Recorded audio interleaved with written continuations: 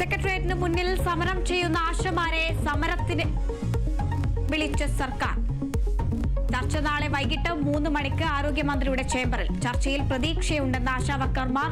ആശമാരെ ചർച്ചയ്ക്ക് വിളിക്കുന്നത് 3ാം തവണ.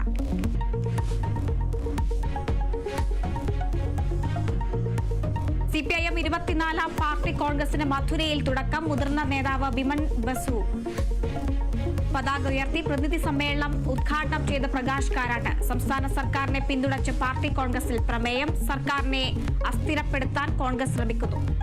അധിക വരുമാനം കണ്ടെത്താനുള്ള നീക്കങ്ങൾക്ക് പൂർണ്ണ പിന്തുണയെന്നും പ്രമേയം. വഖഫ് നിയമ ഭേദഗതി ബിൽ ഇന്ന് പാർലമെന്റിൽ 12 മണിയോടെ അവതരിപ്പിക്കും. ബില്ലിന്മേൽ 8 മണിക്കൂർ നീളുന്ന ചർച്ച. ന്യൂനപക്ഷ കാര്യമന്ത്രി കിരൺ റിജ്ജു സംസാരിക്കും. ഒറ്റക്കെട്ടായി എതിർക്കാൻ ഇന്ത്യ സഖ്യം.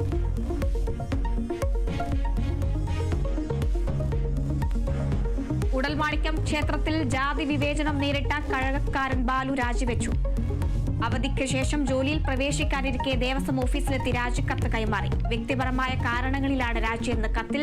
രാജി സ്വീകരിച്ചതായി കൂടൽമാണിക്യം ദേവസ്വം. റാങ്ക് പട്ടികയിലെ 2ാമനെ പരിഗണിക്കുമെന്ന് KDRB ചെയർമാൻ.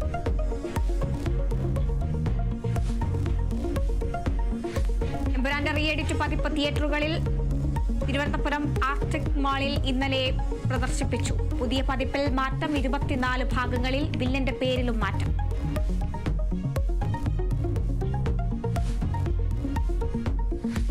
കോഴിക്കോട് കുറ്റ്യാടിക്ക് സമീപം സ്വകാര്യ ബസ് ഡ്രൈവർക്ക് ക്രൂരമർദ്ദനം. ഗതാഗതം തടസ്സപ്പെടുത്തി പാർക്ക് ചെയ്ത കാർ മാറ്റാൻ ആവശ്യപ്പെട്ടപ്പോൾ മർദ്ദിച്ചത്. സംഭവം നോക്കി നിന്ന നാട്ടുകാരൻ. കോഴിക്കോട് സ്വദേശി മുഹമ്മദിനെതിരെ കേസ്.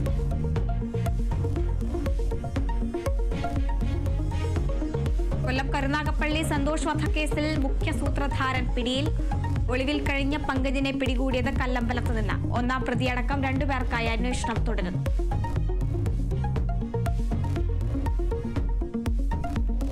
കോഴിക്കോട് ബാലുശ്ശേരിയിൽ മകന്റെ മർദ്ദനമേറ്റ് അമ്മയ്ക്ക് ഗുരുതര പരിക്ക്. കണ്ണാടിപ്പൊയിൽ സ്വദേശി രതി ചികിത്സയിൽ. തല ചുമരിലിടിച്ചെന്നും അടിവയറ്റിൽ ചവിട്ടിയെന്നും പരാതി. ആക്രമണത്തിന് പിന്നിൽ സ്വത്ത് തർക്കവും കുടുംബ പ്രശ്നവുമെന്നും ആരോപണം.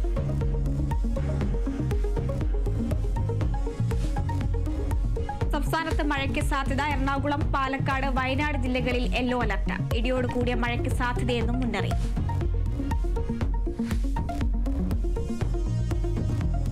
ഡൊണാൾഡ് ട്രംപിന്റെ ആഗോള തീരുവ പ്രഖ്യാപനം. ഇന്ന് ആശങ്കയിൽ ലോക വിപണി. ഇന്ത്യ ഉൾപ്പെടെ രാജ്യങ്ങൾക്ക് 20% തീരുവ വന്നേക്കും.